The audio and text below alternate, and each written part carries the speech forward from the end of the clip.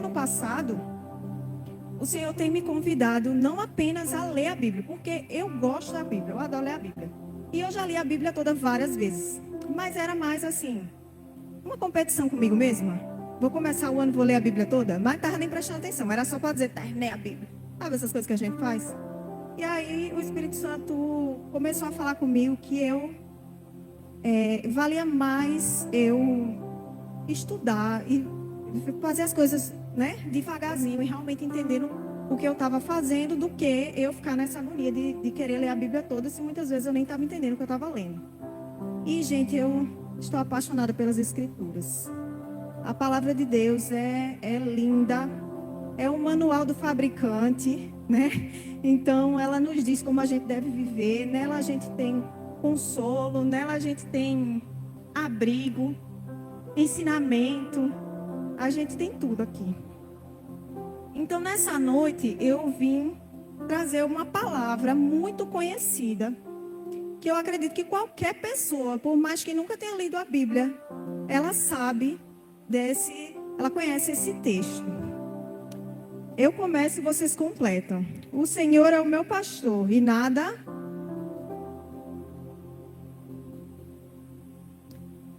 Lendo e estudando a Bíblia, eu percebi o quão rica é a palavra de Deus. E que esse versículo, esse capítulo, que eu já li tantas vezes na minha vida, vi em todos os para-choques de caminhão, e todas as pessoas do mundo sabem, ele tem tanto a nos ensinar. E o Senhor me fez, né, o Espírito Santo me fez perceber muitas coisas sobre a palavra de Deus. Estudar a Bíblia, gente, é você ler atentamente. É você pesquisar estudos e pregações a respeito daquele texto. É você ter a curiosidade de descobrir no idioma original o que será que essa palavra quer dizer, né?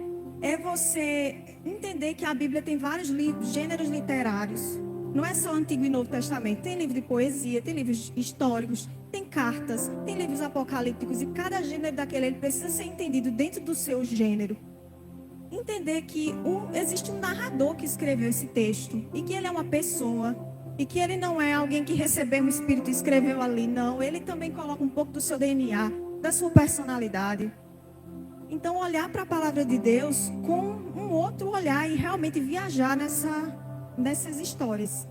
Então, hoje eu trouxe o Salmo 23, que é um salmo bem pequenininho, tem só 6 versículos. E a gente vai descobrir uma mina de ouro nesse salmo. Mas primeiro eu gosto de entender um pouquinho quem era esse narrador. E quem escreveu esse salmo foi Davi. Mas quem era Davi, né? Davi era o caçula da sua família. Ele era desprezado pelos seus irmãos.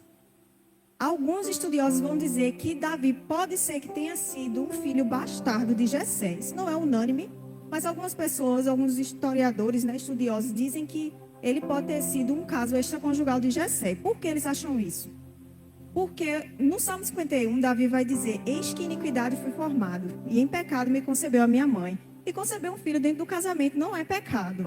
Então, pelo fato também de quando Samuel chega na casa de Jessé para ungir um de seus filhos rei, Jessé nem apresenta Davi. Então, alguma coisa tinha de errado aí nessa relação dessa família. Então, pode ser que Davi tenha sido um filho bastardo, realmente.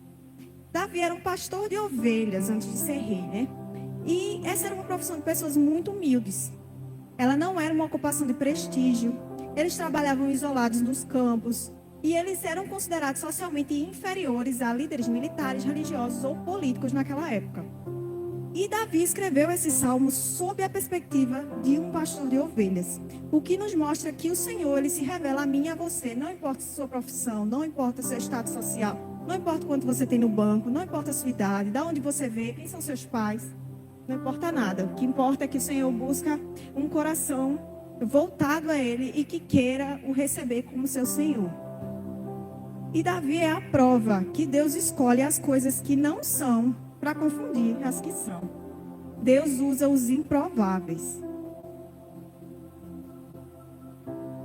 E o primeiro versículo é: o Senhor é o meu pastor. Na minha versão diz assim: o Senhor é o meu pastor e de nada terei falta. Eu sei que a maioria das versões diz: o Senhor é meu pastor e nada me faltará. E eu fiquei curiosa com isso aqui. Eu disse: será que nada me faltará ou de nada terei falta? Porque existe uma diferença enorme entre nada te faltar e você não sentir falta de nada. Tem uma diferença muito grande nisso aí. E eu fui dar uma pesquisada e eu vi que realmente a melhor tradução é de nada terei falta.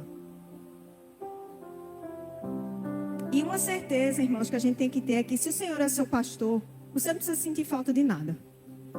Amém? Um dia pode ter lhe faltado um pai, um dia pode ter lhe faltado recursos, um dia pode ter lhe faltado um ombro amigo, mas o Senhor estava lá. O Senhor estava lá e Paulo, ele entendeu isso quando ele disse em Filipenses 4:12, sei o que é passar necessidade, sei o que é ter fartura, aprendi o segredo de viver contente em toda e em qualquer situação, seja alimentado, seja com fome, tendo muito ou passando necessidade. Tudo posso naquele que me fortalece. Esse era o significado que Davi estava querendo dizer aqui nesse versículo. No versículo 2, ele diz o seguinte: em verdes pastagens me faz repousar e me conduz a águas tranquilas. Davi aqui, ele se coloca como se ele fosse a ovelha, né? Então ele diz, o meu pastor, ele me faz repousar e me conduz a águas tranquilas. Ele está descrevendo como um pastor, um bom pastor cuida das suas ovelhas. E eu não sei se você sabia, mas a ovelha, ela não é comparada a nós por acaso. Olhe para o seu irmão e diga, você é uma ovelha. E isso não é um elogio. Gente, vocês sabem por quê? O tempo todo o Senhor, o Jesus é dito que Ele é o nosso bom pastor e nós somos as suas ovelhas. Eu vou dar para vocês algumas características da ovelha. A ovelha é um animal que ele não tem senso de direção. Se você deixar um cachorro, o seu cachorro sair, uma hora ele vai voltar para casa, ele sabe onde ele mora, e o gato também. Mas uma ovelha não. Ela não sabe para onde vai. Ela não tem senso de direção. Ela é um animal, com todo respeito, burro. A ovelha, ela é uma presa fácil para predadores. Ela jamais conseguiria, pelo seu próprio instinto, encontrar rios ou lagos para matar sua sede. E é por isso que Davi se coloca como uma ovelha e diz, somente o Senhor me leva a um lugar de segurança. Somente o Senhor me conduz a águas tranquilas. Outra característica é que a ovelha, ela tem uma visão periférica. Ela tem olhos nas laterais da sua cabeça. Então a ovelha, ela só enxerga aqui, ó. Ela não enxerga em profundidade. Então ela não tem a capacidade de ver quando tem um buraco, um obstáculo na sua frente. Você se identifica com isso às vezes? Que eu me identifico. Então a ovelha, ela tem uma visão muito limitada. Ela também não possui nenhuma defesa natural. Pare para prestar atenção. Todo animal tem uma defesa natural. Uns têm garras, outros têm dentes afiados. Alguns se camuflam para passarem imperceptíveis. O outro é venenoso. O outro não é nada disso, mas ele corre muito rápido. E a ovelha, ela não tem nenhuma defesa natural. Ela é um animal totalmente dependente de alguém que cuide dela. E a sua principal e única defesa é estar em grupo.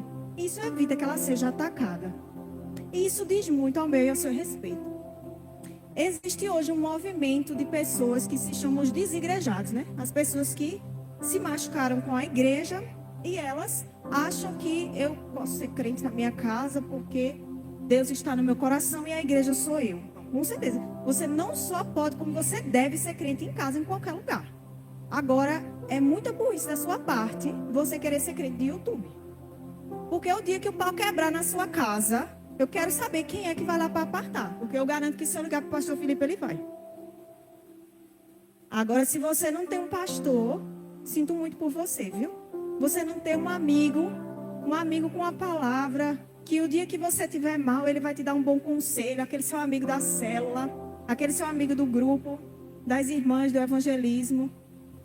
Você precisa estar em grupo. Essa é a sua única defesa. Esse é o único jeito de você não ser atacado pelos predadores. E isso é uma coisa tão satânica, irmãos. Essa história de desigrejados. Que eu me lembrei que um dia eu li um livro, A Arte da Guerra. E no livro A Arte da Guerra diz que uma das estratégias que se usa para destruir um grupo é dividir para conquistar. Então, quando um cara estrategista, ele quer destruir uma outra nação, um grupo, seja lá o que for, ele divide aquele grupo. Cada um odeia o outro e é muito mais fácil dele destruir. Esteja atento. Esteja atento. O inimigo está ao nosso derredor. O nosso oponente, ele é muito inteligente. Você é uma ovelha. Você precisa estar em bando. Você precisa ter um pastor para te guiar águas tranquilas. Sozinho você não consegue. Com Jesus nós conseguimos. Amém? Uma ovelha, ela depende 100% do pastor para a tosa. E por que a tosa da ovelha é tão importante? Gente, a ovelha, uma vez fizeram um experimento com uma ovelha. Decidiram não tosar aquela ovelha e foram vendo o que é que ia acontecer ao longo do tempo. A ovelha chegou a ter mais de 30 quilos de lã, além do peso dela normal. Quando ela tem um excesso de lã, ela fica suscetível a moscas que pousam na sua lã e depositam ovos. E as larvas, elas se alimentam da pele da ovelha e ela causa uma doença chamada fly strike, que leva a ovelha à morte. Então, agradeça quando o Senhor tosar você de vez em quando. Porque Ele está tirando os parasitas do seu ego, os parasitas do seu eu, que te adoecem, que podem te levar à morte e ao inferno, querido. O Espírito Santo precisa tosar a gente, tirar esse ego inflado que a gente tem. O versículo 3, ele diz o seguinte: restaura-me o vigor, guia-me nas veredas da justiça, por amor ao teu nome. O salmista aqui, ele está dizendo que depois do pastor ter levado a ovelha para se alimentar em verdes pastos, saciado a sua sede em águas tranquilas, o seu vigor está restaurado. Irmãos, Deus renova a sua força espiritual e emocional. Mais uma vez ele usa a expressão guia-me, porque nós já vimos que sozinhos não temos senso de direção, não sabemos para onde estamos indo. A gente acha que está indo para o lugar certo, mas a gente às vezes não está. Você precisa que o Senhor seja o seu pastor e Ele te guie pelos caminhos retos e justos, por amor ao seu nome, porque Ele tem um compromisso com a sua palavra. Ele tem um compromisso com o seu caráter. Ele é justo e fiel às suas promessas. E eu descobri uma pérola no versículo 4. O versículo 4 diz assim: mesmo quando eu andar por um vale de trevas e morte, ou da sombra da morte, eu não temerei perigo algum, pois tu estás comigo, a tua vara e o teu cajado me protegem. Geralmente a gente interpreta esse texto num âmbito, no sentido espiritual, e a gente pode e deve fazer isso. Mas existe um lugar em Israel, literalmente, que se chama Vale da Sombra da Morte. O nome do lugar é Vale do Cedron. Cedron significa escuridão e também pode significar Vale da Sombra da Morte, porque as palavras em hebraico, elas são tipo a junção de duas palavras e acaba sendo totalmente diferente do português. Geralmente perde muito o sentido. Então, essa palavra, ela significa sombras e morte. Esse lugar, ele fica em Israel, entre o Monte das Oliveiras e a cidade de Jerusalém. Pesquise isso no YouTube, tem vídeos mostrando isso, é muito interessante. Esse vale, ele começa na cidade de Jerusalém, ele vai descendo até as profundezas do Mar Morto, e são 32 quilômetros de vale. E ele desce, é uma descida de 1.200 metros de altitude e chega ao local mais baixo do mundo, que é o Mar Morto. Claramente, quando Davi escreveu isso aqui, inspirado pelo Espírito Santo, ele não fazia ideia da profundidade do que ele estava escrevendo. Essa estrada do Vale da Sombra da Morte, ela começa ao lado do templo, em frente à Porta Dourada. E a Porta Dourada é onde tinha o Santo dos Santos. E ela desce, o vale ele desce, ele atravessa as 5 cidades que foram destruídas por Deus, incluindo Sodoma e Gomorra. Só que no meio do caminho está um motivo pelo qual se chama Vale da Sombra da Morte. No meio do caminho existe um cemitério enorme, gigante. E o nome desse local é Vale da Sombra da Morte, porque esse vale, ele cria uma sombra nesse cemitério. E esse local, ele escurece mais rápido do que os outros locais em Israel. Então, por isso, esse lugar tem esse nome. Só que isso tudo ganha muito mais força quando, 1000 anos depois de Davi, Jesus é preso no Getsêmani, que fica bem no começo do vale. E Jesus, ele desceu o vale da sombra da morte em direção à cidade velha de Jerusalém para ser julgado pelo meu e pelo seu pecado. Então, todas as vezes que você lê esse salmo, se lembre que Jesus passou literalmente pelo vale da sombra da morte por você.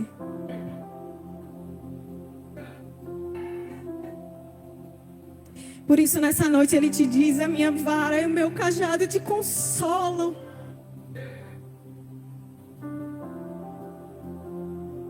Irmãos, o cajado era a principal e única ferramenta do pastor. E além de usar para conduzir as ovelhas, ao local que ele precisava, quando tinha uma ovelhinha rebelde, que ela não conseguia ficar junto do bando, e ela dava muito trabalho, o pastor, ele usava esse cajado para quebrar a patinha da ovelha. Ele quebrava propositalmente e carregava aquela ovelha nos seus braços, até que a patinha dela fosse curada e ela se apegasse a ele e aprendesse a viver em bando. Então agradeça, irmão, quando o Senhor muitas vezes permitir alguma ferida na sua vida para te deixar mais perto dele. Agradeça pelo cajado que te leva para perto de Jesus, que te leva para os braços dele.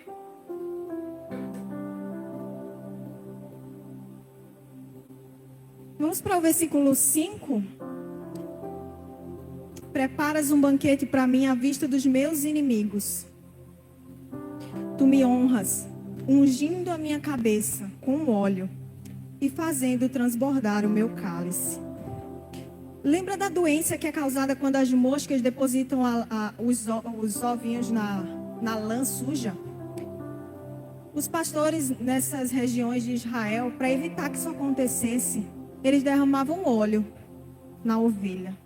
E assim eles evitavam que os parasitas, eles fizessem morada naquela ovelha.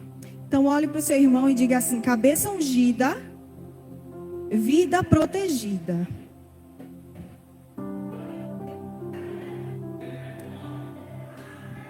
Fora isso, irmãos, era muito comum naquela cultura que o anfitrião, ele ungisse a cabeça do seu convidado quando ele recebia alguém na sua casa. Isso demonstrava hospitalidade, alegria e honra. Era uma forma de demonstrar respeito e valorizar a presença daquela pessoa.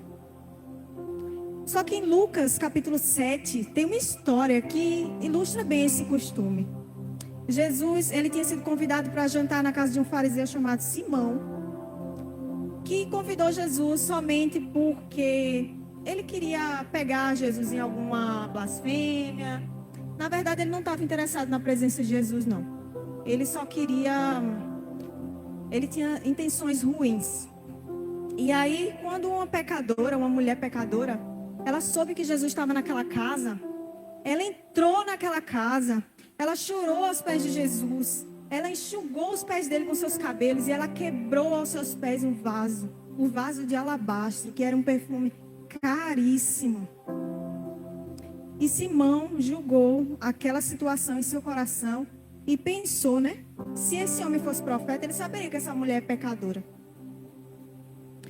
E Jesus respondeu a ele: eu entrei na tua casa, você não me deu água para lavar os pés. Você não me beijou, não me ungiu com óleo. Entretanto, desde que eu cheguei, essa mulher não para de fazer isso.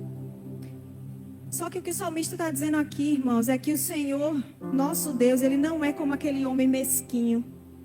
Ele é um Deus que ele prepara uma mesa na presença dos seus inimigos e unge a tua cabeça para te proteger, para te honrar.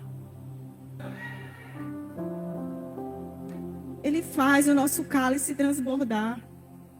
Você pode agradecer a esse Deus.